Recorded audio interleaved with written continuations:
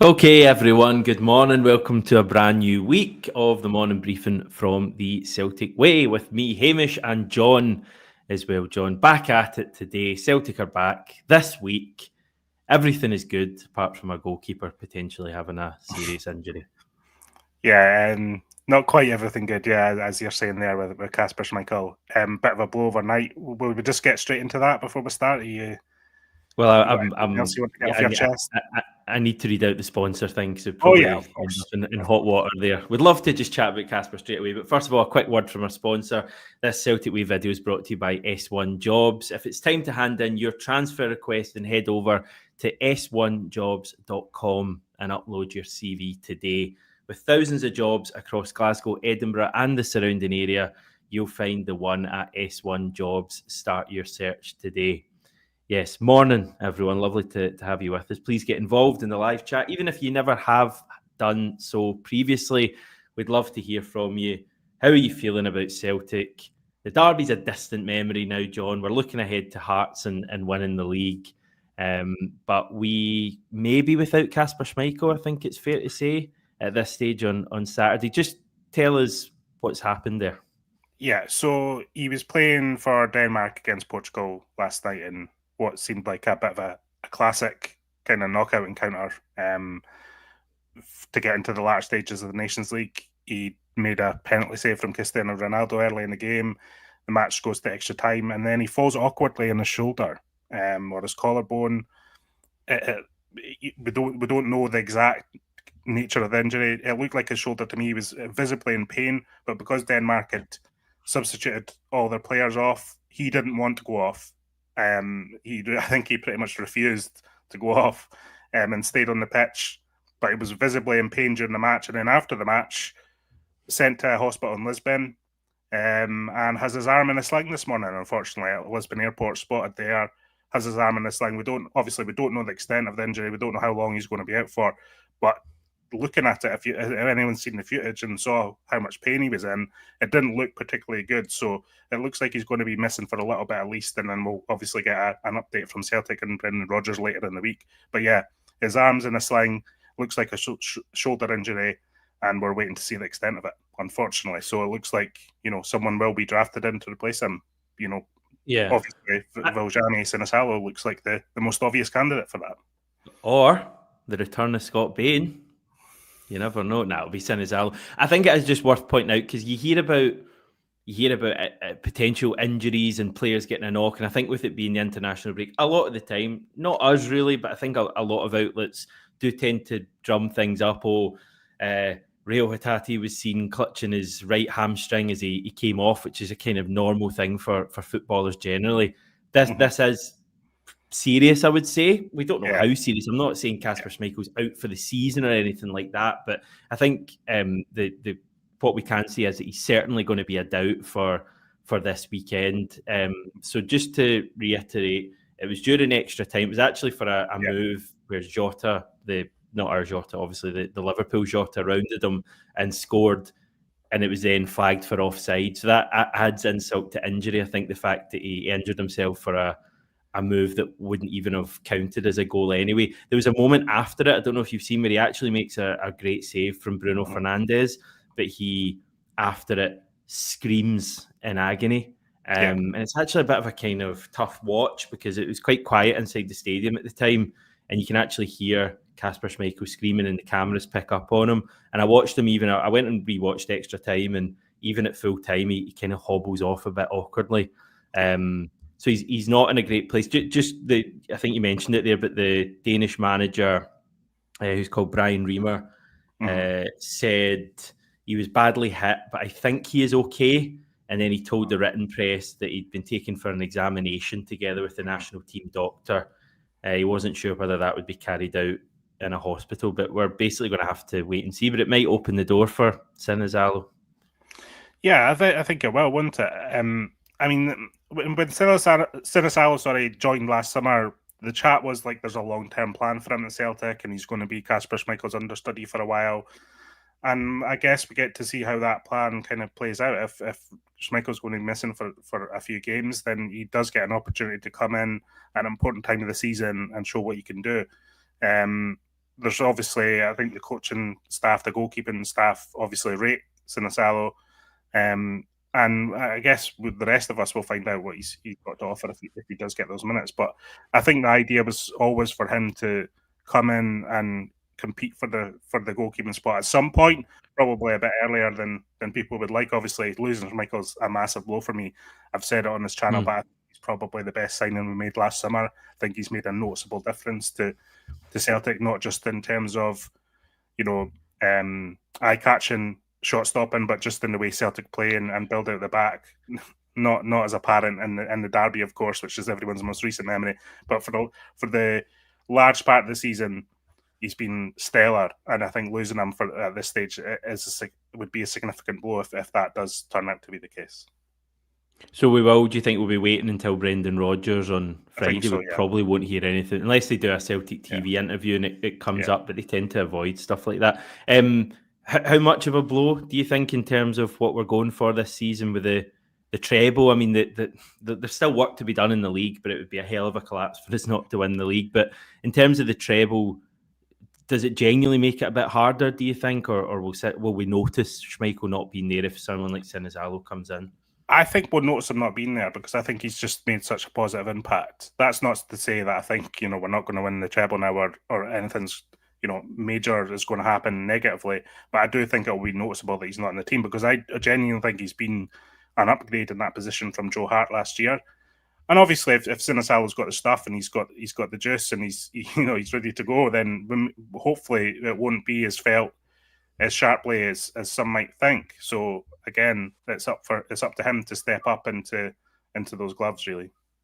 Yeah, he strikes me as someone who's really ready to go. I think Sinisalo, even when he did his Celtic TV interview when he first signed, I remember watching it and thinking, he's really confident. And I know most goalkeepers are. You rarely come across a goalkeeper who can't string two words together.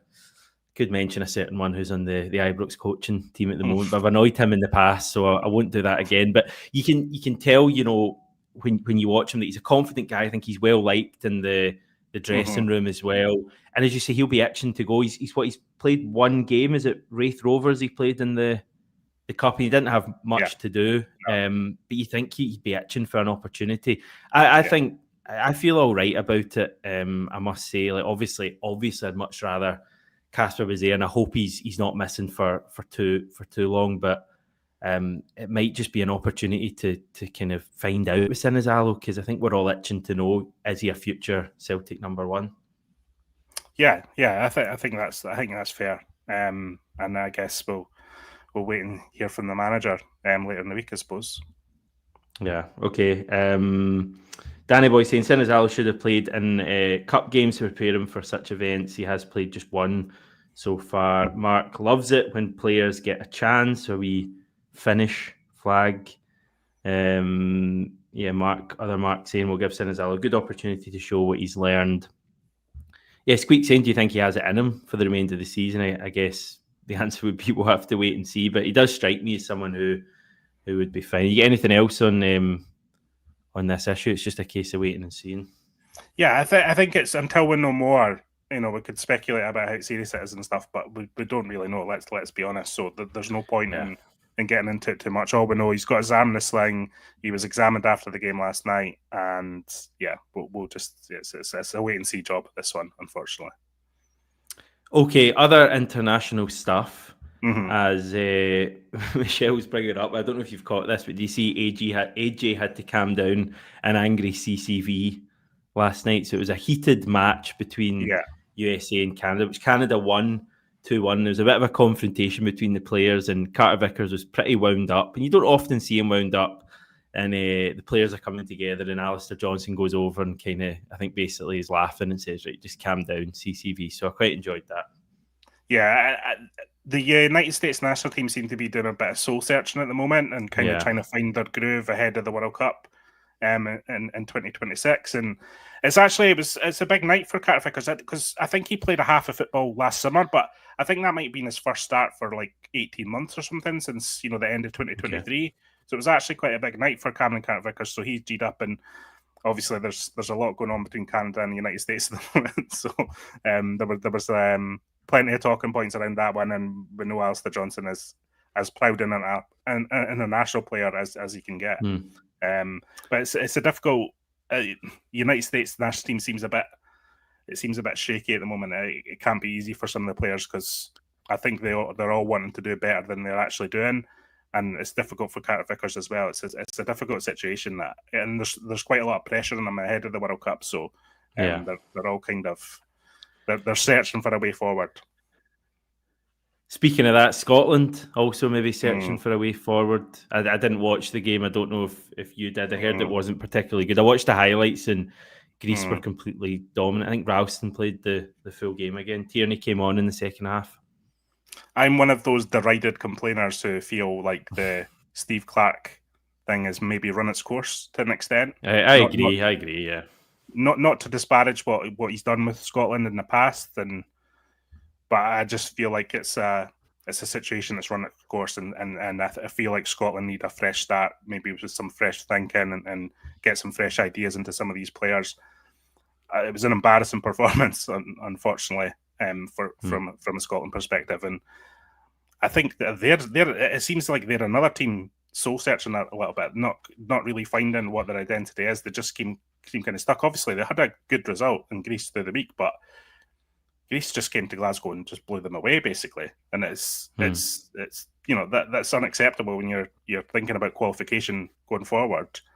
It's not a nice place for Scotland to be. But Steve Clarke's proved me wrong before. He's proved many people wrong before. So again, we'll see if he can kind of turn it around and get Scotland moving forward positively again, because everyone enjoys that when it happens. But it's just I feel like it's just kind of stuck in the mud a little bit at Scotland at the moment.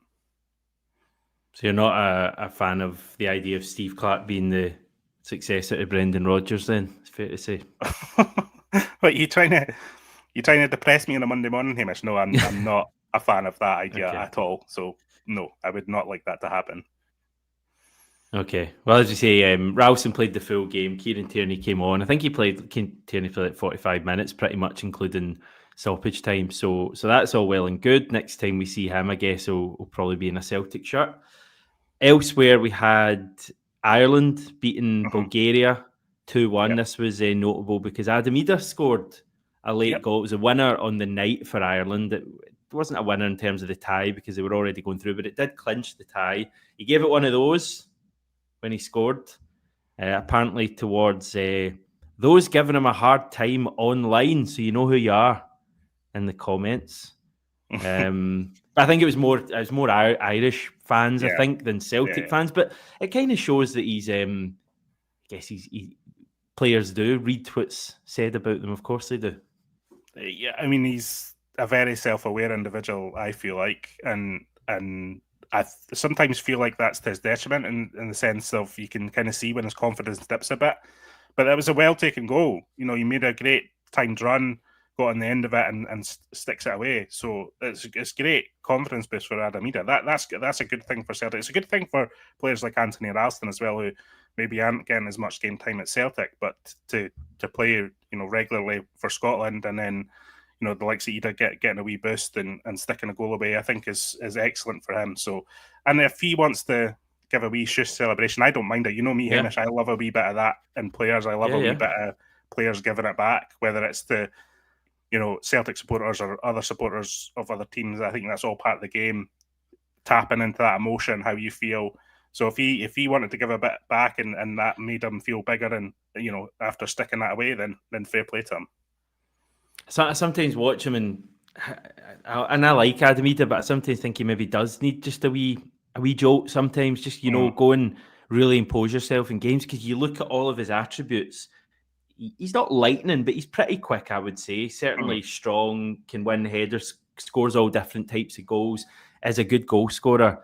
So if he's got in his mind, I'm going to make all these people eat their words type thing, or certainly make them shut up. And that translates to him having an extra bit of motivation when he comes back and plays for us for the rest of the season. More than happy for him to do that. So I liked his comments. He just briefly said, I saw a lot of stuff online, so it was just telling people to shut up, really. Obviously, I was frustrated with the first game, but I came on today and did what I've been doing all season. So it was just to the people who were doubting me. I see it all the time, and it's exactly what I did tonight. That's how you shush them. You let your feet do the talking, and I'm sure there won't be nothing else said. Was he also talking about Brendan Rodgers? Yeah, I've got that here. He's very glowing about Brendan Rodgers, which is interesting because he's maybe not playing as much as he would like or starting as much as he would like. But he said, ever since I've been at Celtic, Brendan Rodgers has been unbelievable for me. It was a fresh start. He made me love football again. He had a lot of faith in me, and I'm sure you can see that in the pitch. Whenever I play with freedom now. It's the most I've scored in a season in my career, and I think that's due to the fact I had a fresh start at Celtic, and the players there, the staff and fans have all shown belief in me, and it's been great. So I think he's enjoying his time at Celtic. So hopefully we see that transpire and a good impact in this final part of the season, because his return this season isn't terrible actually, and there's been a lot of chat about Adam Idah, but I think he can, he's another one who can have a big say at the tail end of this season. He certainly did last year. There was just one other wee comment that he said in here, basically talking about his season. I'm not sure if I've got it here, but I think he was basically saying this is the most goals I've ever scored in a season. Yeah. So that's good. But he also said he admitted that this season he's not been as good as he was for the 6 months at the end of last season, which again is good. He's talking himself up in terms of, this is the most goals I've scored, but obviously he's also looking at it and thinking, I can be doing better here. He's an interesting one, Adam Idah, because I think it's fair to say he's yet to convince a lot of people that he's the right answer. And I do think there's always an element of snobbery with Adam Idah. And I do think it's an obvious thing to say, but I do think if his name was something else and he was a foreign signing from Spain, I think you'd look at what he's offered Celtic, the goals he scored at big moments, and he'd maybe be a more favourable option. I think a lot of people do have the Norwich third striker thing still in their mind, and I think we've all agreed that it has to be what he's done for Celtic. Having said that, I do think he can do a lot more, and I'm starting to have a few doubts about his suitability long term. Just when he came on in the derby, it was just I expected more from him, but he's still got time to change all this. I mean, there's always been a big question mark about whether he can be the kind of consistent starting striker for Celtic, and I think that's still the case. I think that the jury's definitely out on that. But in terms of what he's contributing, I know there's a big price tag, and that didn't help, the perception of him this season. But he's got 14 goals for Celtic this season. You wouldn't put it past him to get to 20, which is a really good return from a striker who you would not say is a first choice and who is, came off the bench more often than he started. So he's quietly having an effective season to an extent, but I think when you're spending that kind of money on a striker, you want them to be that first choice striker who you can rely on to start games, and I just don't know if that's quite there with Adam Idah yet. But as we know, he is a confidence player, so let's see if this gives him another wee boost, and if we'll see plenty more shushing celebrations between now and the end of the season. I see a lot of this stuff, and I know the was it 9 million or whatever we paid for him is brought out there a lot, and that's understandable because that's like up there with the most we've ever spent on a player. But and obviously, as I say, I think there's more to come from him. I think he needs to do better next season. But I see some stuff, and it's like he's and apologies for bringing up this player, but it's like he's Mo Bangura type levels. You know what I mean? Or various other players we've had in the past, Pavel Brojek and stuff like that. Like he's done well for us. Like as you say, he scored 14 goals. Even if he doesn't hit 20, 18 goals, which I think he would in his first season at the club, given he's not started too often, isn't a bad tally. 3 in the Champions League as well. Like he's a good player, but I just think a lot of people, for some reason, just always want to talk him down. I don't know if it is the Norwich thing or the fact that we spent so much money. As I reiterate, he needs to do more for me, but he's not been a disaster of a signing. I struggle to get that kind of idea that people have. I totally agree with you on that. I totally agree with you. For as much as there's question marks around him, I don't think you can take away some of the big moments that he's come up with. He was an absolute superstar in the eyes of the Celtic support last May when he stuck that goal away against Rangers. Like, people were clamouring for Celtic to pay any money to get this guy. And it's not Adam Idah's fault that he's got a high price tag. He's not going about saying I'm a £9 million player. He's just trying to get on with his business. And Celtic made it clear that they were wanting to sign him. Brendan Rodgers made it very publicly clear that they wanted to sign him. And the going rate for a kind of a squad striker from the English Championship is probably about £8 to £10 million these days. That is the reality of modern football, unfortunately. So as much as we can kind of talk about that and make that the talking point, for me, the talking point is more about Adam Idah making this next step, which again we've discussed, and that is the jury is out on that. But I think what he's doing as a squad player is quite effective. Yeah, at the moment, I think 15 to 20 goals for a squad striker is a good return. So what does the rest of the season look like for him then? Because Dyson's going to start up front whenever. Yeah. So it's like, is it off the bench and just trying to make some sort of an impression? Which I guess he did that this time last year off the bench. Yeah, I think he's an off the bench rotation player. Jota doesn't particularly complete a lot of 90 minutes, so there might be elements of him actually coming on for Jota more with Dyson Maeda moving out to the wing, something like that. So that's kind of see, but I don't think you can take away that Maeda is undoubtedly the form player through the middle and has obviously been so effective there for Celtic of late. So we need to continue with that. We don't need to disrupt that. But yeah, Adam Idah will be mostly an off the bench player between now and the end of the season, which won't aid the perception of him, among some of the more critical supporters, I don't think, because they'll see him as a kind of back player. But that's the reality of the situation. And if he's happy doing that, then fair play to him. Yeah, just on Dyson Maeda, Real Hitati, they play not today, but tomorrow. I think it's like 24 hours from now, Japan's game, which hell of a gap between their first and their second game. They have qualified for the World Cup, so that might mean we see Dyson and Real potentially play for them. South Korea play tomorrow as well, so Yang might get an opportunity there. He came on for the last 5 minutes in their first game, so those three are going to be arriving back. Yeah, I guess it's not too late, but it's not ideal. They'll probably be back Wednesday night, Thursday morning, something like that. Yeah, so I mean, maybe Adam Idah, maybe that goal will be important for him. Brendan Rodgers just goes, you're in the team this weekend because Maeda is going to be getting back so late in the week. Yeah, so that's Tuesday night Japan time. So that'll be either an early morning flight on Wednesday, or unless he's just heading off straight after the game. So that's a lot of travel involved there. So that's a long slog for Maeda to come home. But we know he is the Terminator, so you wouldn't put it past him being in the starting lineup at the weekend. But again, this could be an opportunity for Adam Idah to come into the team. Yeah, just to round up the Idah stuff, Ian's saying players don't set the price tag, it's the foolish people that pay it. And Seamus, big AI will kick on and bag more goals remaining games for the rest of the season. Going back to Sinizalo, TJ saying Sinizalo is a confident leader, he knows what he has to do. My ball saying time for so-called fans to get off Adam Idah's back. Okay, so we're at Monday. We're gearing ahead to Hearts and looking for a big reaction, I guess, on Saturday. Yeah, I mean, it's crucial, isn't it? You want to see what Celtic have been kind of working on and how Rodgers is feeling later this week. It's been...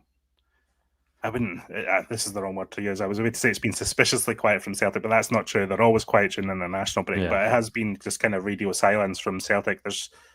Could we have done with a wee Brendan Rodgers interview on Celtic TV last week? Would that have kind of helped people process what happened against Rangers? There's an argument for that, but we'll hear from him later this week and see how. I think it's good for the players that have went away as well, because that kind of resets them a little bit and they start thinking about other stuff. Obviously, there's been quite a lot of important matches over the last week or so. So they get to clear their head, and then we find out, what the players at Lennoxtown, I'm sure they got some time off.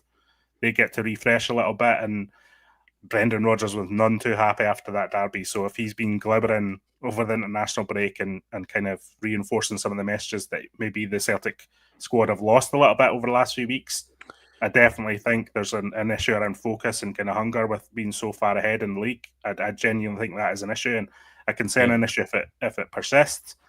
But then they need to show again this weekend that they can. I think they've done that quite often this season. They've always kind of had a good reaction to bad results. So again, you're hoping that you see that again this weekend. Yeah, it's just a tough one because usually I'm completely convinced that you'll see a reaction, but there's just something I can't quite put my finger on in terms of like what is the motivation for the team at the moment? I mean, very obviously for me, it would be go and win the treble, go and make this season one to remember. You've got to this stage. You've been so good all season, with the exception of a few games. This season, when you factor in if we win a treble and plus what we did in Europe, could be remembered as one of the best of recent decades, genuinely. But you need to go and finish the season in style for that to be the case. That would be my motivation. But I just wonder how much that actually matters to the players when they look at the league table. And like deep down, my worry would be with Rangers out of the Scottish Cup. It's like, do they kind of think we'll probably win this anyway? And as we've said, we've got to beat St Johnstone in the semis first. But if you get to the final, you're playing Aberdeen or Hearts. That's a tough game. Both of those teams have had their moments this season, and they're both kind of doing quite well at the moment. So at Hampden Park in the final, anything can happen. So I hope the players come back and really react. I would, and it leads into what Maestro's asking. Yeah, I'd potentially make a couple of changes, I think, this weekend. And I know the international stuff might play a factor in this, but I would have Yang in from the start. It doesn't need to be as dramatic and drastic as dropping Kuhn. No. But I would certainly be changing a couple of players who are maybe just coasting a little bit.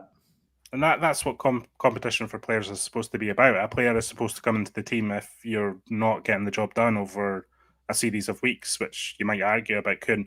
I do think the travel thing is an issue. Like, if Yang is getting back late in the week, then how much does Brendan Rodgers want to kind of utilise that? But I think if this was a normal week, I think Yang would definitely be starting at the weekend. That's how I feel. There's a question from Michelle here saying, any news on Trustees and Cal McGregor's calves?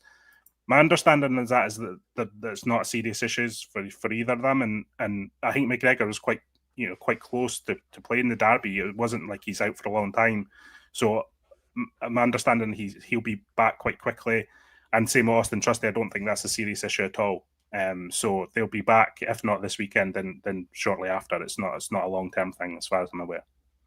You're hoping Paulo Bernardo might be available for this week or shortly after, because I mean, I don't know how long Paulo Bernardo's been out, but it seemed like a long time. And I know he'd maybe dipped a little bit. I think that kind of October, November, December period, I thought Bernardo was one of our better players, but I think he maybe dipped a little bit at the start of this year. But having him back would make such a difference, because that midfield's maybe gone just a little bit stale for me, and that it's the same three play the majority of games. And I think having Bernardo in as an option would freshen things up. I just think we need a bit of freshening up. James Forrest does that as well. Yeah. I think Forrest will very much be utilised as one of those substitute players, but he kind of plays, he plays an important role in that sense. So he's going to be back, so he is again available. So that is further good news for kind of the depth of the squad, because the bench was pretty barren against Rangers. It wasn't very pretty. So we need to get more of these players back and involved in the match squad.